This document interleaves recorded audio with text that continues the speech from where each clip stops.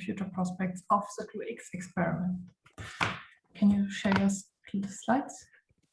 Sure. Yeah. Can you hear me okay? Yes, I can hear you perfectly. Okay, looks good. So go ahead. That looks good. Okay, great. Thank you very much. So yeah, thanks for the invitation to talk here. So GlueX is right in the middle of its experimental run. And so what I want to do is talk a little bit today about the current analysis of the data, and so what you can expect from GlueX sort of in the short term and the long term. So we'll go ahead and do that, and maybe bear with me as the coffee hits my system this morning. So we've been talking about a lot of different exotic states in this workshop over the past week or so. And, I think that maybe, one thing is that it's important to see these states in as many different reactions as possible. And so photoproduction is a particularly interesting process to search for exotic hadrons. So the photon provides a very well-defined state, so it interacts with the proton through vector meson dominance, and it can have all sorts of exchanges. So at least looking at the quantum numbers, depending on the exchange, one can produce mesons of any JPC. So both those that can be made by normal mesons and also more exotic quantum numbers. And then one of the nice things about photons is that they have spin, and so one can polarize the photons as well. And so this can give us an extra constraint on production processes, the probe properties of these hadrons, which can really help with analyses a lot. Another reason to look at photoproduction is that, especially looking at higher energies where we expect meson production to be dominant, things like that, there are very few data sets out there right now. So when you're looking for new things, it's always good to look where they haven't been searched for in too much detail yet. So that's why we have the GlueX experiment. So here's a cartoon of the experiment. It's sort of a general purpose solenoidal fixed target experiment. I'll just say a few words before going to results. So this is actually the current configuration of the experiment. So the first run of GlueX ran from 2017 to 2018. I'll focus on the data analysis of this in the results I present, but right now in the middle of this higher intensity GlueX 2 run. We expect to get about 3 to 4 times the amount of data. So the main changes between these two runs, aside from higher intensity, was actually the addition of this Dirk detector in the forward region. So this helps a lot with the pi k separation.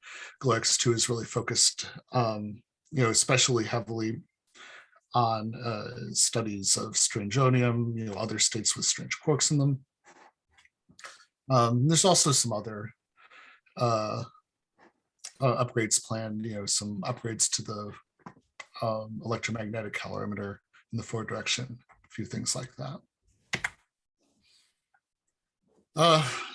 So, of course, as a general purpose detector, GlueX can look at many different types of hadrons. So, all the way from, up and down quarks, all the way to the near threshold production of trombonium. So I'll kind of go through those, but the main motivation for GlueX was hybrid mesons. So just to briefly remind everyone, so there's been a lot of theoretical motivation that these hybrid mesons with gluonic excitation in them exist. So both from models and from these lattice calculations. The best evidence for the lightest hybrid meson is this pi 1/1600 is from compass pi production. So here I just show the results of this coupled channeled compass fit to the eta pi and eta prime pi spectra, where they measured the pole positions of this this hybrid.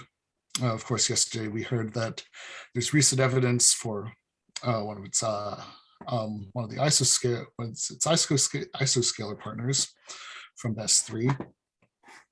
So that's pretty exciting, but we need to go ahead and see if we can confirm these states, and then really then to really understand the dynamics of hybrid mesons.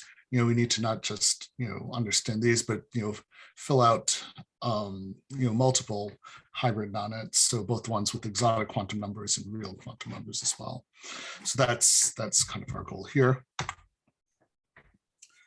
So to understand what's going on in the light quark sector, so this of course requires an amplitude analysis. Like I said, there hasn't been much data taken, or there hasn't been that much data in this energy region, photoproduction. So the first goal is to start to understand the production mechanisms, particularly using the linear polarization of our beam. So we've been having a large program of polarization measurements, these beam asymmetry measurements. It's an example here for pi minus production. We see the different influence of pion production and at low t, the transitions to vector and other productions at higher t. So that's one thing going on. Another thing that we've been doing is we're in the process of measuring the spin density matrix elements for these vector mesons. So we're going from spin 0 objects to spin 1 objects. These are a little bit more complicated, but here I just show for illustration the results for the production of one of these spin density matrix elements for the row, just to kind of show the precision that we expect. This is using about 20% of the GlueX1 data. And so to measure these as SDMEs,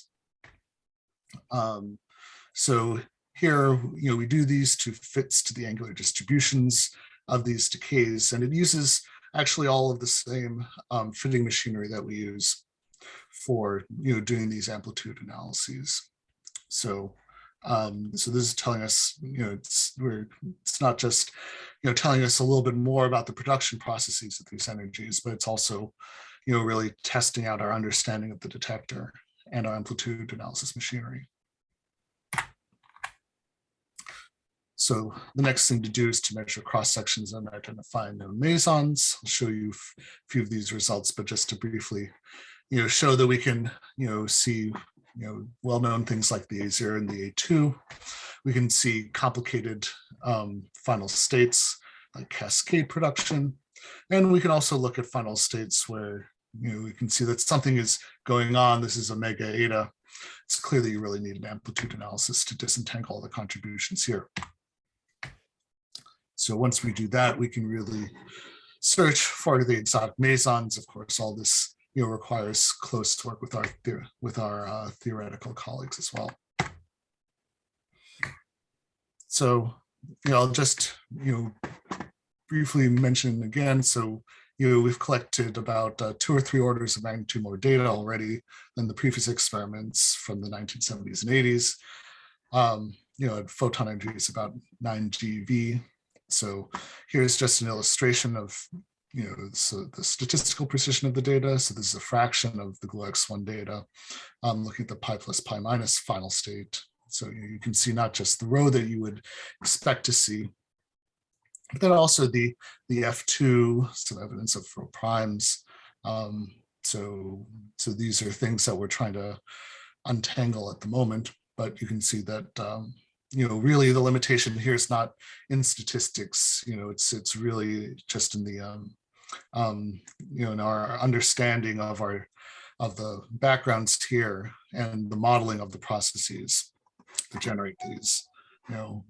It's also an example of some of the cross sections that we've made, and so we're in the process of mapping things out like eta and omega and eta prime production from energies of about 6 GeV all the way up to 12 GeV, which are again useful for these production studies and other things like that.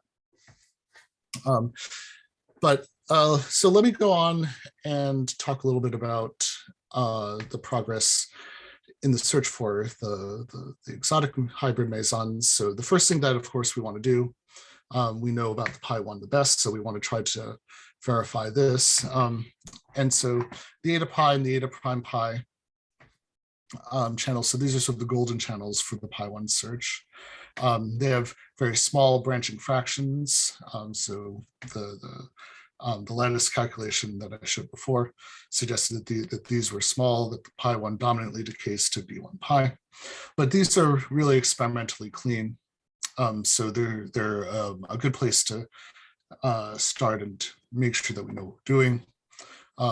So if you look at the angular momentum between the eta pi system, so in general, the even L combinations, so these correspond to normal QQ bar mesons. If you have an odd angular momentum in there, that gives us some exotic quantum numbers in there. So that's what we want to try to identify. The first step here is to study the known A2 and A0 and A2 mesons and eta pi, and that's mostly what I'll talk about. Then the idea is to take that analysis and we can apply that to eta prime pi, where, like it's been seen in COMPASS and other analyses. So in eta pi, the hybrid is supposed to show up fairly weakly, but in this other channel, the normal meson signals are rather weaker, but the hybrid signal is stronger as well. So we're in the process of studying several channels. Right now we're focusing, both on the neutral eta pi and the charged, the eta pi minus. So this can give us some understanding of the production mechanisms. So here I show some invariant masses. Sorry, the label switched around, unfortunately. So this is the eta pi minus on the top. This is the eta pi 0 down here. And then we can also do this with multiple eta decays, right? So I'm just showing the reactions where the eta decays into 2 photons, but of course, we can also look at eta to 3 pi. And we generally find that we can get consistent results. This helps us control our understanding of the acceptance in the backgrounds here. So this is with all the GlueX1 data in the lowest T-bin. You can look at some angular distributions here just to get a feeling for what the data is like. So here I show the 2 variant mass distributions here. Over here, again, on the x-axis is the eta pi mass. And then over here is the cosine theta of the eta and the Godfrey-Jackson frame again. And so, here you can see down here, we have, signals in both of these cases. So some strength where you expect the A0 to be. Over here is where you expect the A2 to be. You can see some different shapes as well, right? So here, this 2-lobe shape that corresponds to, it seems very like what was seen in COMPASS, corresponds to the D1 wave. And going down here in the pi 0. So here you can see it's very different, but this looks a little bit more like a D2. So this is already, just looking at these 2 different reactions, we can see that something a little bit different is going on in the production processes. I just mentioned that around here is where you would expect to see some evidence for the pi1. If you looked in this plot, you'd be looking for the forward-backward asymmetry. Of course, you see also these other contributions, coming up, going up here. So these are from, generally from baryon decays or non-resident production coming from double Regge exchange. So I'll just say these are things that we're in the process of trying to understand. Focus to start off with is on the A0 and the A2. Maybe here I'll just flash up these invariant mass distributions for 3 different T-bins. It's kind of interesting here that you can see that that in the neutral case, the relative strength of the A0 and the A2 changes a little bit. It's not too different, whereas it changes a lot in the pi1 or in the charged eta pi case. So that's kind of interesting. Then, of course, we want to do some amplitude analysis. So here I'll just show a preliminary fit to the data. Let's just start to understand the features of this, of our data. So again, this is just lowest T-bin. It's a combined fit to all the different polarization orientations set using the Photoproduction model. So we take data with 4 different linear polarizations to help us control some detector effects and systematics. The wave set that we start off with was based on this model. And here you can see the results in positive and negative reflectivities here for all these different cases. So I think that the main features that I'll point out here is that this is, in the eta pi 0 case, you see very large S-wave contribution, along with, a very strong contribution around here, around this A2 peak. So this is one of the things we're looking at. It's not clear if it's a cross feed or, some sort of leakage, or maybe a signal from, there's an A0 in this region as well. But then the main A2 signal is showing up here again in this D2 wave as we expected by looking at those angular distributions. So this suggests a dominant vector exchange in the production, and it's sort of similar to the helicity 2 dominance of the production of eta pi 0 and 2 gamma exchange in Bell. So many systematic studies ongoing with these, but we can go over and we can look at the amplitude analysis of the eta pi minus as well. So here again, you can see things are a little bit different. So there's, again, a substantial S-wave contribution, though smaller than in the other case. It's really strongest in the A0 region. There's a clear signal again in this case for the A2 in this D1 wave, but instead of in the positive reflectivity, it's in the negative reflectivity here. So, here, this is maybe what we expect. This is a sign that, here we have a dominant pion exchange, which would be different, which would be allowed in this case because it's the charged final state, and it wouldn't be allowed for the neutral one at all. So again, there's a lot of systematic studies ongoing, but really the near-term goal is to, publish some of the T dependencies of these A2 mesons in both of these reactions right now, and then work on, we have a number of analyses working on understanding these other processes that could generate any symmetry that I mentioned, that would fake our pi1 signal before we're really, really ready to go ahead and say something firm about that. So the next thing that we can do is, I mentioned that the dominant decay of pi1 is expected to be this B1 pi. The largest branching fraction of this is into 5 pions. So, even though this is a very big branching fraction, this is a really difficult state to analyze both experimentally and to build a model as well. But our first step towards this goal is to try to understand the B1 production, its decay into omega pi. This analysis also allows us to search for excited vector states, and then we can extend this analysis to other vector pseudoscalar channels. So here's several of them that we're busy analyzing, but this is the place that you want to start because, as you can see over here, the B1s are really copiously produced GlueX. So again, this is the neutral channel that I'm showing here. You can also look for the charged B1 production alpha delta plus plus. So 5 minutes. Okay. So I won't show any fits here. This is developing pretty well. So the first step here is to use this amplitude model for for this for the photo production to measure the ratio of DS amplitudes in the B1 decade to omega pi.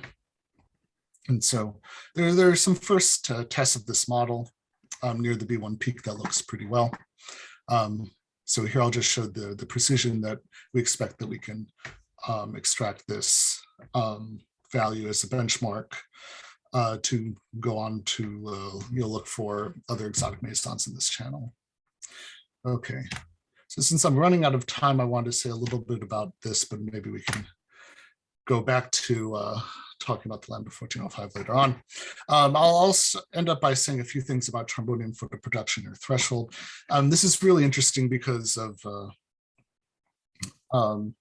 it lets you probe various things, including the distributions of gluons in the proton near threshold, but in terms of spectroscopy, it's really interesting to look for S-channel production of resonance states. So, for example, we're talking about the famous LHCb, the PC states. So here I show the energy range that GlueX can see, and so this energy range, fits really nicely into what we can look at. So using a fraction of the GlueX1 data, we're able to measure the cross sections, so the energy dependence of the J-psi production cross section. You see this very clean J-psi signal, something that many of you have seen before. And so what we're able to do here is we're able to set model dependent limits on this pentaquark production. So of course these come with various caveats. One assumes things like vector meson dominance and things like that. And so certainly people have brought up questions about how well those assumptions could be are actually true in the case of something heavy like J-psi. Yeah, I guess so. Just briefly to mention, there's been a lot of interest in these measurements. The paper that I'll particularly mention is this one, in which they calculated the energy dependence of this of the J-psi photoproduction cross section, but just based on looking at open charm loops. So saying that these loop diagrams in this near threshold region would be really dominant. And there's a distinct signature here, right? So you see that you have these different cups at these different thresholds, and the reason that testing something like this is really important is because all these interpretation things, whether we're talking about a lot of these pentaquark models or other models of looking at things like the mass radius and everything. So this is really assuming this vector meson dominance models. And so, if this sort of model is true, it really challenges a lot of those interpretations. So I'm showing these before here. I'm just illustrating the expected errors using the full GlueX1 data for the, so these are the errors for the cross section, the photon energy dependence of the total cross section. The publication of this data was a little bit delayed because, so we sort of took another look where we were, and originally we were just going to publish this in one paper, but we decided to do the extra work to actually extract the T-dependent cross sections. So here's an example of the systematic uncertainties we expect to have. We're probably going to have 3 bins rather than the 5 bins shown here, but we thought that this was important because it's a lot of the really interesting physics is in this T dependence. So this analysis is, thanks. Yeah, so this analysis is under internal review right now, but yeah, in a couple of months you can expect something pretty interesting.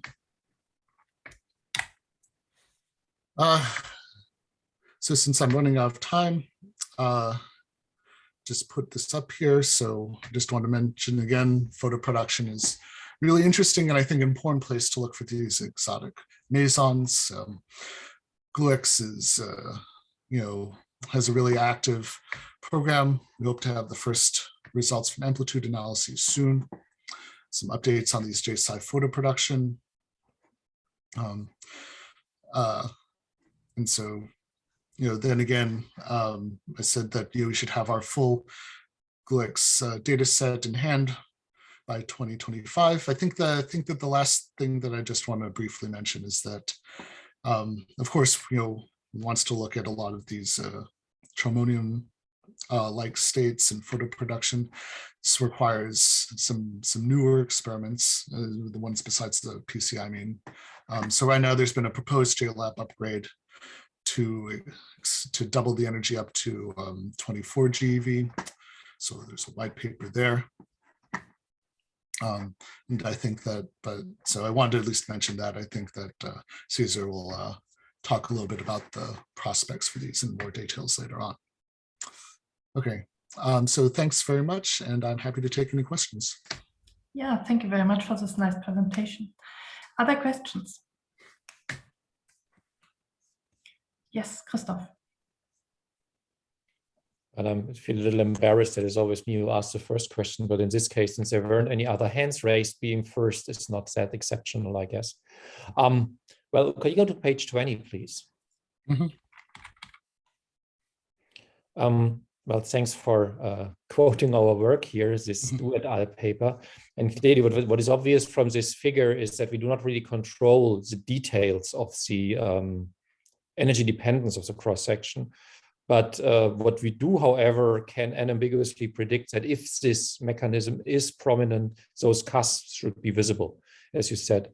And given what you showed for the projected accuracy for the Japes type P channel, I think that once you do this in that resolution with this accuracy, this picture is either confirmed or not. But the more direct access to that mechanism would obviously be to directly measure gamma P going to lambda CD or D star. Is that feasible? Well, so we've started looking at that. Unfortunately, it's unfortunately pretty difficult. So the reason is that GlueX is really set up to measure these exclusive final states, right? And so, we've done some projections. If you say that the open charm cross-section looks about a factor 10 larger, but then if you start to, look at, say, okay, well, we have to exclusively reconstruct the lambda C and the D decays, there you get killed by a factor of 25 or something like that. And unfortunately, these are hadronic final states, so you don't have as clean a signal as the J psi. So I think that with the full GlueX2 data set and some clever analysis, that this is possible, but it's going to take some work, and we're working to make some of these projections a little bit more numerical. I would say that with a higher energy machine that this would probably be a lot easier. Okay, thank you very much. Just experimentally, yeah. Okay, there's another question by Cesar. Hi, Sean. Thanks for the talk. Actually, can you go to the next slide? Actually, my question is related to what Christoph was asking. Is that the expected resolution in energy? The reason why I ask this is because if you are aiming at finding pentaquarks, the pentaquarks that lay in that region are pretty narrow. So resolution is going to be critical. So that's the resolution that you expect in energy. Well, no, so the energy resolution is actually a lot better. So so we have a pretty precise, the photon beam is tagged. And so there, the resolution is limited by the tagging counter, depending on the energy. In this energy range, it's something like on the order of 20 MeV. So the resolution is pretty good. One has to understand the calibration pretty well. But one of the things that we are planning on doing is, so I'd have to plot a slide somewhere else, but basically, right, you can look at the two-dimensional, you can think about doing an unbinned fit, right, in terms of E gamma and T. And so, you know, we're thinking about doing unbinned fits to that spectra. So, you know, this is definitely possible, and we've made some progress in that direction. Of course, having more data helps, but in that case, I think, you know, really the question is what sort of model you would want to fit to that. And so, you know, in the light of this this question of the open charm loops that you were just talking about, that's sort of the open question in my mind. But yeah, I mean, right. Thank you, Sean. Very nice. Yeah. Okay, thank you very much. We need to move on. So thanks, Sean, for this nice presentation. And the next talk will be given by Bernhard Ketzer. Yes, and he will talk about